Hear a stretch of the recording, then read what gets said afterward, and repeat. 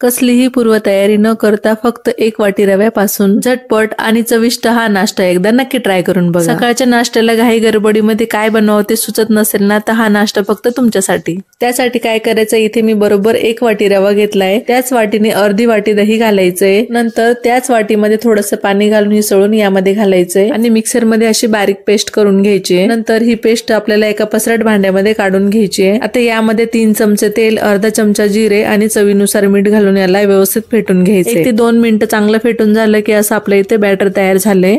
आता ज्या भांड्यामध्ये आपल्याला बॅटर घालायचं ना, त्या भांड्याला चांगलं तेल ग्रीस करून घ्यायचं। आता बॅटर मध्ये इनो घालून यामध्ये थोडंसं पाणी घालायचं आणि चमच्याने याला चांगलं फेटून घ्यायचंय। आता हे बॅटर आहे ना आपल्याला तेल ग्रीस केलेल्या भांड्यामध्ये घालायचंय। आता याला थोडं टॅप करायचं आणि 10 मिनिटांसाठी मध्यम गॅसवरती वाफवून घ्यायचंय। तोपर्यंत आपण हिरवी चटणी बनवून घेऊयात। त्यासाठी काय करायचं, एका मिक्सरच्या भांड्यामध्ये थोडीशी कोथिंबीर घालायची, 2 ते 3 हिरव्या मिरच्या, 1 इंचभर अद्रक, 2-3 लसणाच्या पाकळ्या, फ्रेश पुदिना, अर्ध्या लिंबाचा रस, चवीनुसार मीठ आणि पाव चमचा साखर घालायची। आता याची मिक्सर मध्ये बारीक पेस्ट करून घ्यायची आणि आपली इथे हिरवी चटणी तयार झाली। आता 10 मिनिटांनंतर आपला इथे नाश्ता वाफवून झालेला आहे। आता याला थोडंसं थंड करून घ्यायचं आणि मी दाखवते अशा पद्धतीने याला कट करून घ्यायचंय।